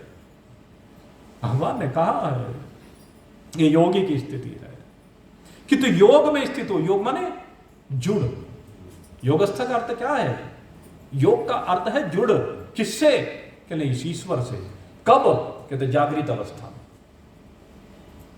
जिस प्रकार से जागृत अवस्था से तो स्वप्न अवस्था में जागते हुए ही चला जाता है, उसी प्रकार से इस जागृत अवस्था में इस हृदय में प्रवेश कर और हृदय में बैठे हुए उस अंतर्यामी नारायण के, उस जगन्नाथ के इस हृदय में तो दर्शन कर तो कृत्य हो जाएगा। मेरे मित्र, यही बात समझा रहे हैं सूत जी इन सोनक आदि ऋषियों को। एक गर्त है पास तुम्हारे जिसमें ये धन छिपा हुआ, एक गर्त है पास तुम्हारे जिसमें ये धन छिपा हुआ, उसके ऊपर एक पत्थर है, उसके ऊपर एक पत्थर है बहुत वजन का धरा हुआ। अहंकार रूपी पत्थर, तुम्हारा काम क्रोध लोभ मोह मद मात्सर्य रूपी पत्थर ये रखा हुआ है। उसके ऊपर एक पत्थर है बहुत वजन का धरा, अंधेरे में डूबा है। प्रकाश स्वरूप होते हुए भी, परमात्मा तो प्रकाश स्वरूप है, लेकिन तूने आंखें बंद कर ली, अब प्रकाश कहां दिखाई देगा? तूने प्रकाश में भी जब आंखें बंद कर ली तो अंधकार तूने बनाया है, परमात्मा ने नहीं बनाया। अंधेरे में डूबा है वह, कहने डूबा है कोई बात नहीं, घबरा मत बेटा, परेशान मत हो। गुरु शिष्य से कहता है बेटा परेशान मत हो, तुझे चिंता करने की आवश्यकता नहीं है। भले ही तो आज तक सो रहा हो, आज तक अज्ञान की निद्रा में सोया पड़ा हो, भले आज तक तूने जीवन की पूंजी लुटा दी हो, लेकिन नहीं बेटा, अब तू मेरी शरण में आ गया है, अब तुझे घबराने की आवश्यकता नहीं है। अंधेरे में डूबा है वह, मैं प्रकाश दिखाऊंगा। अंधेरे में डूबा है वह, मैं प्रकाश दिखाऊंगा। छिपा हुआ धन कहाँ गड़ा है, ठीक ठीक समझाऊंगा, ठीक ठीक समझाऊंगा। सब आ जाओ मेरे साथियों, मैं संदेश सुनाऊंगा। छिपा हुआ धन कहाँ गड़ा है, ठीक ठीक समझाऊंगा।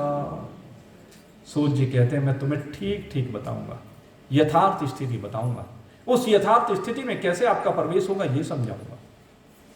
इसलिए सब आ जाओ, भटकने की आवश्यकता नहीं है, अटकने की आवश्यकता नहीं है।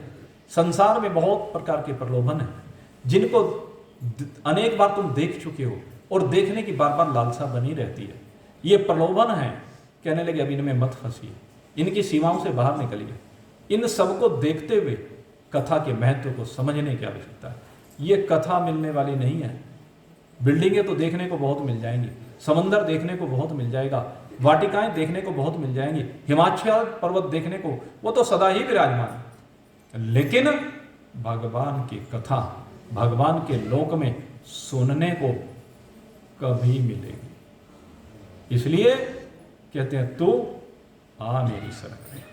सूत जी कह रहे हैं, कहने लगे मैं तुझे अब प्रकाश दिखाऊंगा, अंधेरे से बाहर निकालूंगा।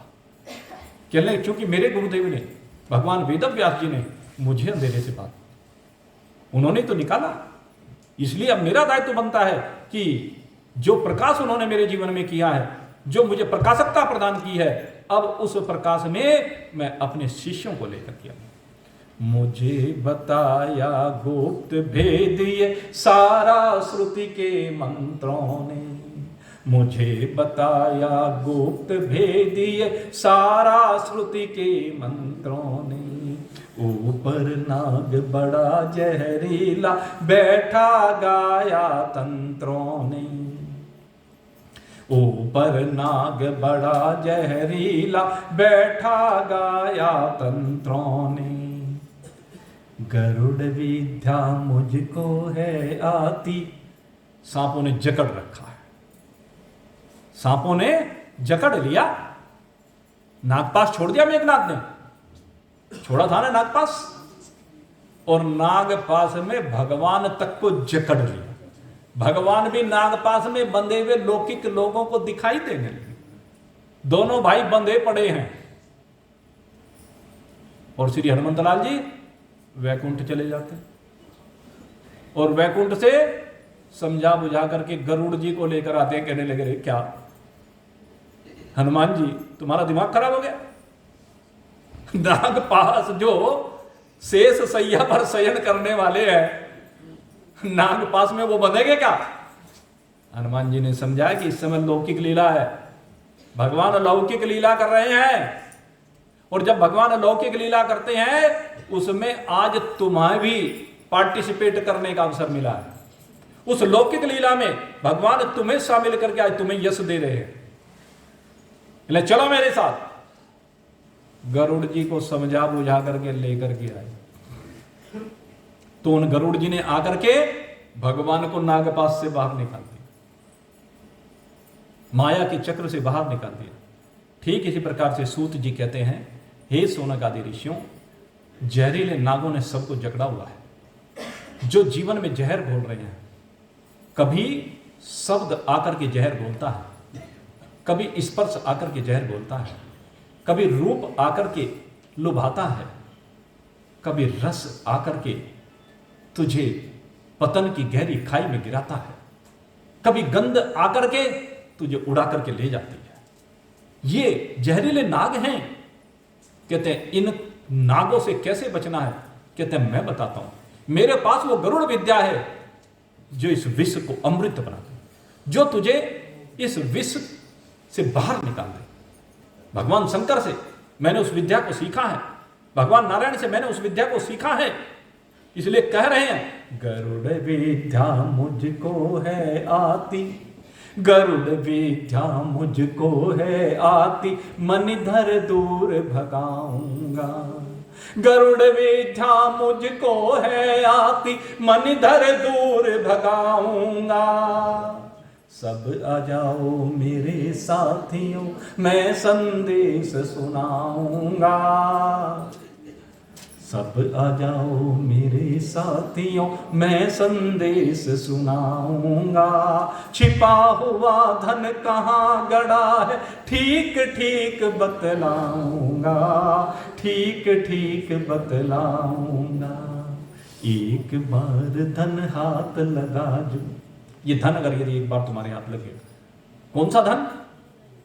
कि ये जो इस गुहा में बैठा हुआ परमात्मा, राम रतन धन जिसको कहा गया। जब तुम इस गुहा में प्रवेश करते हो, सुसुप्ति में नहीं, जागृत में। सुसुप्ति में सो जाते हो, लेकिन जागृत में, योग में स्थित होकर के जब तुम उस परमात्मा रूपी धन को प्राप्त करोगे, एक बार तुम्हारे धन हाथ में लग गया ना, ये एक बार धन हाथ लगा जो सारी चिंता दूर भगे।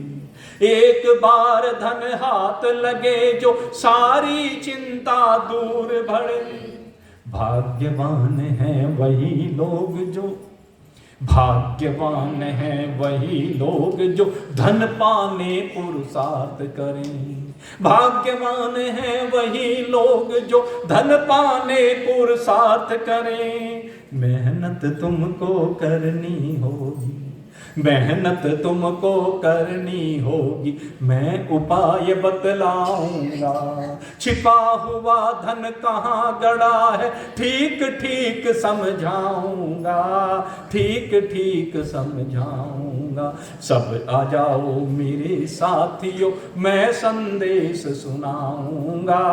छिपा हुआ धन कहाँ गड़ा है, ठीक ठीक बतलाऊंगा। भाई मेहनत तो आपको ही करनी पड़ेगी। मैं तो आपको रास्ता बताता जा रहा हूँ, मैं तो आपको समझाता जा रहा हूँ कहाँ पर ये धन है। और जो विद्या मैं आपको समझा रहा हूँ, ये बहुत कीमती विद्या है। ये विद्या आम संतों के पास नहीं मिलेगी, आपको बता दो। ये विद्या आम कथावाचकों के पास नहीं मिलेगी। जहाँ ताम झाम जुड़े होंगे वहाँ विद्या नहीं मिलेगी। कभी आप ये सोचे कि ये मिल जाएगी, ये तो केवल श्रद्धानवत शिष्यों को, एक ब्रह्म ज्ञानी ब्रह्मनिष्ठ महान पुरुषों से ही मिल सकती है, अन्यत्र कहीं मिलने वाली नहीं है। सूत जी जैसे ब्रह्मनिष्ठ महान पुरुषों के पास सोनक जी जैसे पात्र बैठे हैं, इसलिए मिल रही है। अन्यथा इस आत्मविद्या का प्रसार नहीं होता है। हम भी सदा इसका प्रसार नहीं करते। इसका प्रसार तो केवल जो प्रतिदिन आध्यात्मिक सत्संग होता है उसमें करते हैं हम। ये तो यहाँ सौभाग्य की बात है कि इस विद्या का प्रसार हो रहा है, क्योंकि इस विद्या के पात्र बहुत कम होते हैं। कोई कोई बिरला होता है जो इस गूढ़ विद्या को समझ पाता है। नहीं तो आधों को तो हम देखते हैं सोने लगते हैं। जो गूढ़ ज्ञान आपको प्रदान कर रहे हैं, इसको सुनते सुनते सो जाते हैं। यही तो बता रहा हूं आपको। ये जीव जब हृदय में जाता है तो इस विद्या को प्राप्त करने की पात्रता ना होने के कारण से, निर्मलता ना होने के कारण से, एकाग्रता ना होने के कारण से वो भगवत दर्शन से वंचित रह जाता है, सो जाता है। उसे सोने में आराम मिलने लगता है, नींद आती है, प्रमाद आता है, आलस्य आता है, और ये समय फिर लौट करके आने वाला नहीं है। इसलिए इस बात को समझिए, और समझ करके ज्ञान रोशनी करो हृदय में, ज्ञान रोशनी करो हृदय में, मोह सांप को मारो तुम, मोह सांप को मारो तुम, क्योंकि मोह सकल जग व्याधिन कर देगा। कथा में भी मोह, क्योंकि घर के कार्य हैं, बच्चों के कार्य हैं, पति पत्नी के कार्य हैं, माता पिता के कार्य हैं, व्यापार के कार्य हैं। जी हां, इन सबको मैनेज करने की आवश्यकता है। अगर यदि इनको मैनेज करना नहीं सीखोगे तो ज्ञान रोशनी का प्रवेश नहीं होगा, ये अपने आप की अनुभूति नहीं होगी।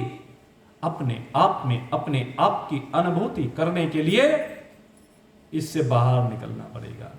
ज्ञान रोशनी करो हृदय में, मोह सांप को मारो तुम, सद्विचार वैराग्य शांति, सद्विचार वैराग्य शांति, अपने उर में धारो तुम, सद्विचार वैराग्य शांति, अपने उर में धारो तुम, फिर अभिमान उखाड़ो पत्थर। ये है सबसे बड़ा शत्रु। फिर अभिमान उखाड़ो पत्थर, आत्मराशि समलाऊंगा। जिसने ये अहंकार का पत्थर उठा करके फेंक दिया, इस अपनी ईगो को उतार करके बाहर फेंक दिया, वो पात्र बन जाता है। और सूत जी कहते हैं कि फिर जब तुम इस अभिमान के, इस अहंकार के, इस मैंपने के पत्थर को उतार करके अपने सर से फेंक दोगे, तब तुम्हें ये आत्मराशि प्राप्त होगी। इस आत्मराशि को प्राप्त होकर के अनंत असीम अखंड आनंद में निमग्न हो जाओगे। और उसी की प्राप्ति के लिए ये श्रीमद् भागवत कथा चल रही है। विषय की ओर ला रहे हैं श्री सूत जी। कहते हैं पहले मैं तुम्हें इस कथा की महत्ता बताता हूं। दो दृष्टांत दे रहे हैं। एक दृष्टांत दैविक है और एक दृष्टांत लौकिक है। दोनों प्रकार के दृष्टांत हैं, लौकिक भी है और दैविक भी है। पहले दैविक दृष्टांत की बात करते हैं। और दैविक दृष्टांत के जो पात्र हैं वह सब दिव्य हैं। और जब दिव्य पात्रों की बात होती है तो प्रतीकात्मक होती है। यहां पर भक्ति, ज्ञान और वैराग्य की कथा सुना रहे हैं सूत जी। भक्ति, ज्ञान और वैराग्य की जो कथा है वो प्रतीकात्मक है। वहां पर जो पात्र हैं वो प्रतीकात्मक हैं, क्योंकि भक्ति, ज्ञान और वैराग्य कोई शरीरधारी पात्र नहीं है। यद्यपि इनको शरीरों के रूप में दर्शा करके आत्मराशि को किस प्रकार से प्राप्त किया जाता है वो बताने का प्रयास किया गया है। इसको यह समझने की आवश्यकता है कि नारद मुनि मृत्युलोक में भ्रमण कर रहे हैं। नारद मुनि हमारा प्रतिनिधित्व कर रहे हैं। हम मृत्युलोक में भ्रमण कर रहे हैं और मृत्युलोक में भ्रमण करते हुए वो सब जगह जाते हैं। हम लोग भी सब जगह पर जा रहे हैं। कभी कहीं जाते हैं, कभी कहीं जाते हैं। सारी जिंदगी दौड़ते रहते हैं।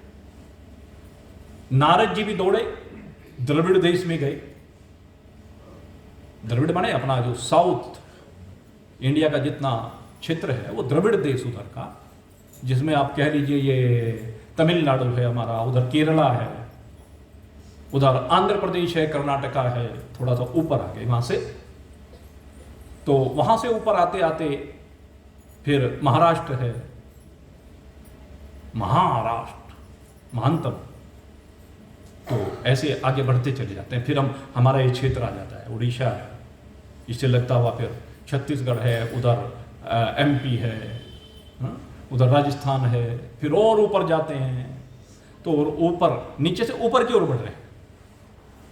नीचे से ऊपर बढ़ते बढ़ते फिर हमारा वो प्रदेश आता है जिसको दैविक प्रदेश कहते हैं।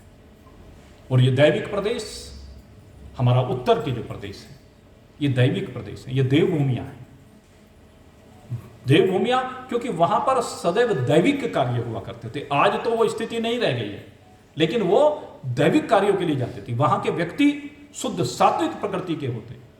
वो केवल वो भोजन करते जो भगवान ने आज्ञा दी है सात्विक व्यक्तियों को। वहां पर मांसाहार नहीं होता, वहां पर अंडे नहीं खाए जाते, वहां पर कोई अपवित्र भोजन नहीं किया जाता, वहां पर धूम्रपान नहीं किया जाता, वहां पर शराब नहीं पी जाती।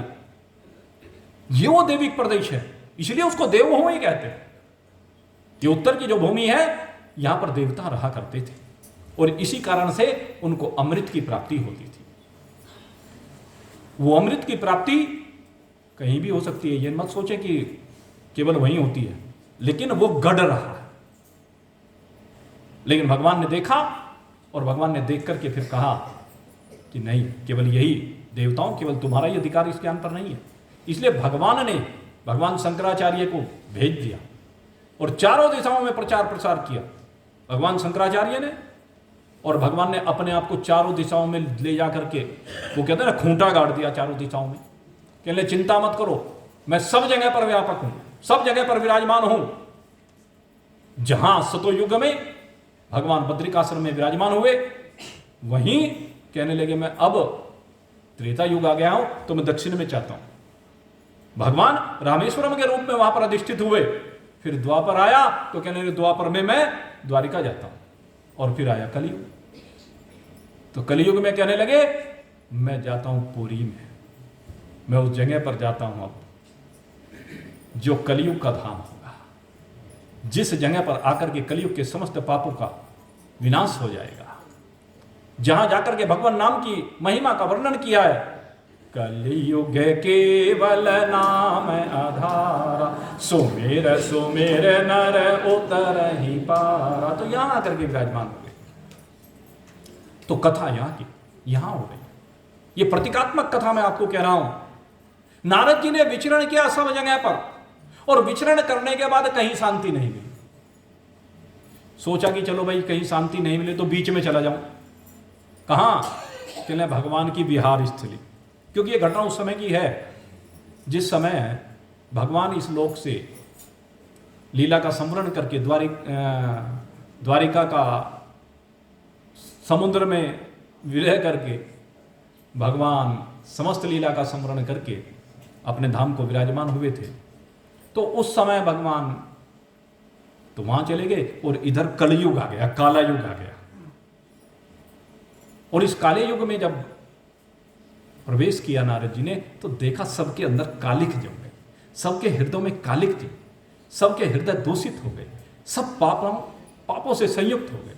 जहां भी देखे कलह, तो कहने लगे कुछ शांति शायद वहां मिल जाए, क्योंकि वहां पर राधे राधे आप जानते हैं, वृंदावन में जाएं, बरसाना में जाएं, तो वहां पर एक ही हर समय वहां कृष्ण जी को इतना स्मरण नहीं करते जितने राधे को स्मरण करते, क्योंकि राधे वो प्रेम की बहती हुई अविरल धारा, राधा प्रवाह है, प्रेम का प्रवाह, भक्ति का प्रवाह, भक्ति की धारा प्रवाहित हो रही है।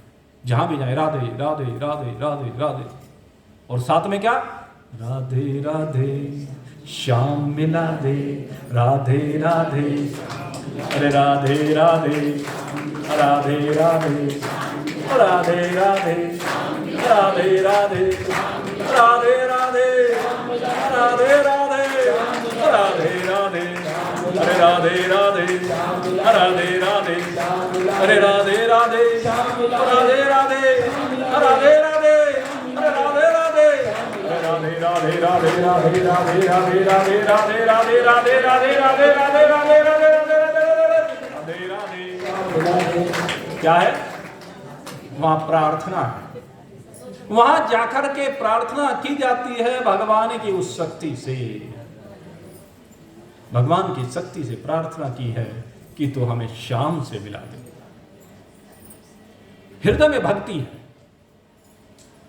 भक्ति युवा है, क्योंकि नारद जी के हृदय में भक्ति का प्रवाह हो रहा है।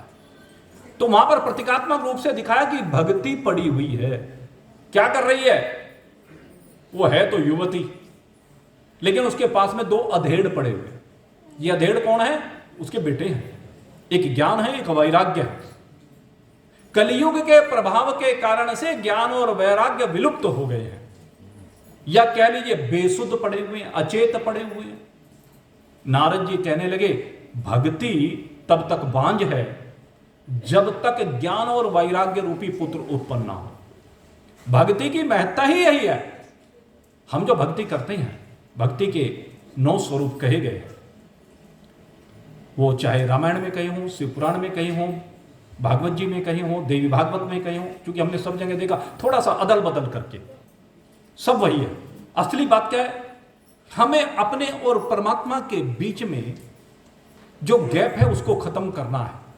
उस गैप को खत्म करने की जो प्रक्रिया है, जो साधन है, वो भक्ति, जिसमें हमारी चित्त की वृत्ति संसार से बाहर निकल करके चित्त वृत्ति निरोधस्य है, चित्त की वृत्ति का निरोध हो करके क्या हो, परमात्मा से योग हो जाए, वो प्रक्रिया भक्ति कहलाती है।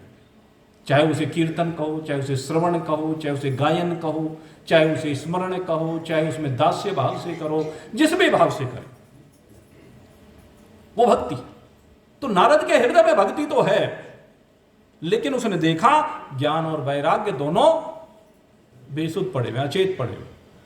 अब उन दोनों को अचेत पड़े हुए देख करके उसने जगाने का प्रयास किया, और जगाने का प्रयास करने में क्या किया, कि अभी भी भगवान गीता जी का उपदेश देके गए हैं, इसलिए श्रीमद् भगवद गीता सुनाने में बात नहीं बनी, थोड़े से कुमलाए, हिले डुले से, फिर पढ़ गए। उपनिषदों का पाठ किया, जो सबसे बड़ी ज्ञान की गंगा है।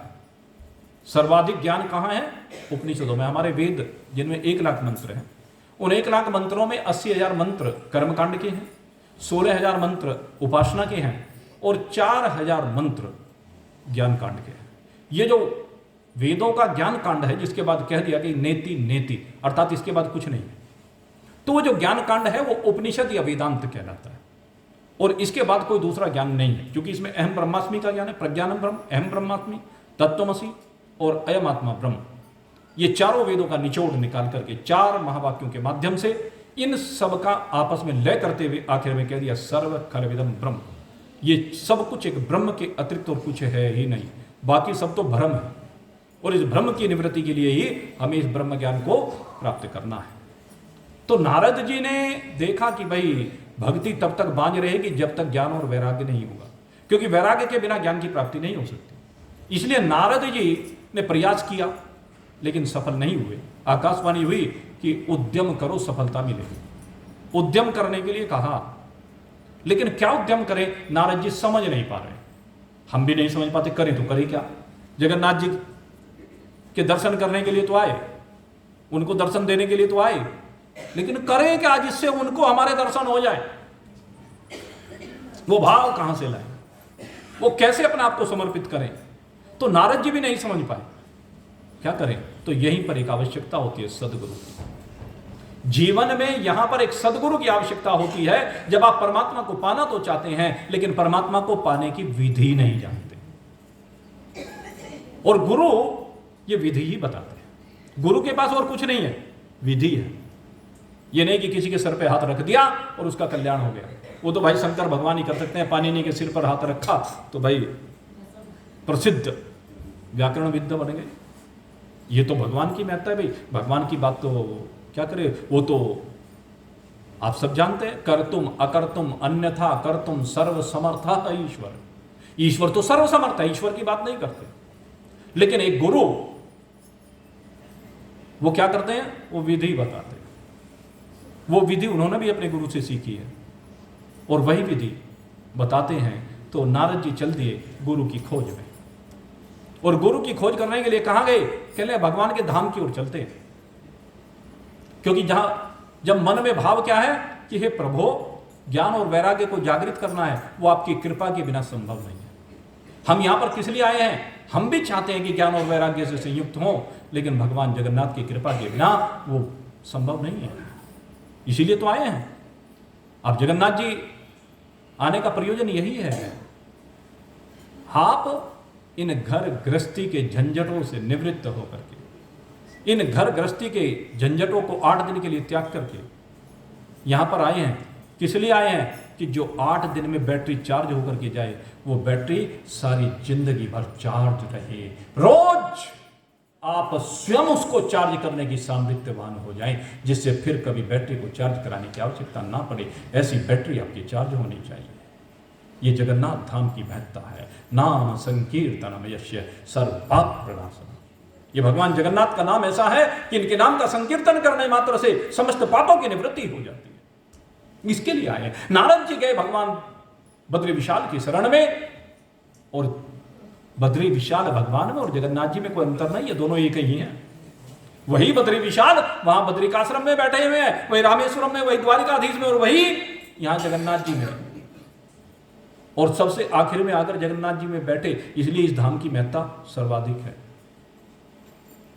क्योंकि ये अंतिम धाम है और सबसे हमारे निकटता इसमें बनती है, क्योंकि यहां केवल नाम संकीर्तन की महिमा के, अगर आप भगवान के नाम का संकीर्तन भी करते हैं तो भी यहां पर जगन्नाथ जी की कृपा हो जाती है। नारद जी गए और जाकर के भगवान के चरणों में प्रणाम किया, कहले भगवान आपकी कृपा चाहता हूं, आपका आशीर्वाद चाहता हूं। भगवान ने कहा तथास्तु, और जैसे ही तथास्तु किया तुरंत सामने मंदिर से बाहर निकलते ही सनकादिक ऋषि, गुरु को ढूंढने की आवश्यकता नहीं, अगर पात्रता है तो गुरु अपने आप आपके पास चला है। यह विशेषता शास्त्रों का सिद्धांत यही है कि अगर यदि आपके अंदर पात्रता आ गई, आप कहते हैं कि ये गुरु कहां मिले, हम तो रोज देखते हैं प्रोफेशनल कथावाचक हैं सब जगह जहां देखें, और इन कथावाचकों को ही हम ये समझ लेते हैं कि यही गुरु है। भाई वो तो व्यापार कर रहे हैं। जो व्यापारी है वो ब्रह्मनिष्ठ ब्रह्मवित्त महान पुरुष नहीं हो सकते, क्योंकि वो तो व्यापार कर रहे हैं, उन्हें तो अपनी रोजी रोटी चलानी है, अपने लिए बड़े बड़े महल खड़े करने हैं। वो गुरु नहीं है, वो तो व्यापार कर रहे हैं और कहते भी हैं। ऐसा नहीं कि वो कहते नहीं, वो कोई बुरा नहीं कर रहे हैं। ये भी मैं आपको बता दूं, बहुत से लोग ये सोचते हैं कि इतने बड़े बड़े आश्रम बना दिया, अपने बाल बच्चों का इंतजाम कर दिया, ये कर दिया। ठीक है, अपने बाल बच्चों का इंतजाम सभी करते हैं, तो वो भी कर रहे हैं, वो प्रोफेशनल कथावाचक है। आप उनमें से ये प्रोफेशनल शब्द जो है इसको क्यों नहीं ध्यान देते? वो हैं जब प्रोफेशनल वो, लेकिन एक भी बात आपको गलत बताते हैं क्या? वो प्रोफेशनल कथावाचक भी गलत बात कुछ नहीं बताते हैं। सामान्य कर्मकांड की जो बातें हैं वो आपको बता देते हैं, सामान्य परोपकार की जो बात है वो आपको बता देते हैं। जो मैंने आपको पहले सिद्धांत की बात बताई कर्मयोग, उसकी बात तो सब बता देते, लेकिन आगे की जो चर्चा है वो आपको महान पुरुष जो निरीक्षण है, जिसे आपसे कुछ नहीं चाहिए, जो आपसे 1 रुपए की भी अच्छा नहीं लगता और आप दे तब भी नहीं लेता है, तो आपको सीधी सी बात, गुरु तो वही है। भगवान वेदव्यास जी ने यही कहा है। ये जो ज्ञान है ये इसीलिए लुप्त हो गया। विप्रई भागवती वार्ताम गेहे गेहे जने जने कारिता कनलोभेन कथा सारस्ततो गता। उन कथाओं में हम लोग जाते हैं, लाखों लाखों की भीड़ भी होती है, लेकिन उस भीड़ में प्रयोजन क्या होता है? मेरा घर भर जाए, भर जाएगा। उनका भी प्रयोजन करने वाले का ये कि मेरा घर भर जाए, और जो जाने वाले हैं उनका भी दे करके ये है कि घर भर जाए, जब तू दान देगा तो भरेगा। ये तो सिद्धांत की बात है। तो दोनों की पूर्ति हो जाती है। उन्हें संसार चाहिए, लेकिन हमें संसार नहीं चाहिए, हमें तो संसाराधिपति चाहिए। और संसाराधिपति अगर यदि चाहिए तो इस लौकिक धन को हटाना पड़ेगा। हमें वास्तविक धन को अगर यदि पाना है तो फिर इस चीज से बाहर निकलना पड़ेगा। नारद जी उसी से बाहर निकले हुए हैं। नारद जी की चाहत अब केवल ज्ञान और वैराग्य को प्राप्त करने की, भक्ति तो उनके अंदर है। देखना, यह ध्यान रखना, बहुत से लोग कहते हैं कि श्रीमद् भागवत कथा भक्ति की कथा है। नहीं, श्रीमद् भागवत कथा भक्ति की कथा नहीं है, आपको बताते। बहुत से लोग चूंकि उसके गहराई में नहीं डूब पाते हैं। श्रीमद् भागवत कथा भक्ति के लिए कथा, भागवत की कथा भक्ति के लिए है, अर्थात भक्ति सुनना चाहती है, अर्थात जिसके हृदय में भक्ति आ गई है उसके लिए श्रीमद् भागवत की कथा प्रारंभ होती है। अथातो ब्रह्म जिज्ञासा। यहीं से भगवान वेदव्यास जी ने ब्रह्म सूत्र का आरंभ किया है, और यहीं से श्रीमद् भागवत का आरंभ किया है। जन्मादस्य तमनवादितर्तश्च, यहां से प्रारंभ किया। और ब्रह्म सूत्र कहां से प्रारंभ किया है? जन्मादस्य यत्, सबसे पहला सूत्र है। अथातो ब्रह्म जिज्ञासा जन्मादस्य यत्, जन्मादस्य यत् से ही ब्रह्म सूत्र को, वेदांत को प्रारंभ किया है। और जन्मादस्य यत्, इसी से श्रीमद् भागवत को प्रारंभ किया है। इसलिए कथा भक्ति के लिए नहीं है, भक्ति जिनके हृदय में बैठ चुकी है उनके लिए परमहंस संहिता है।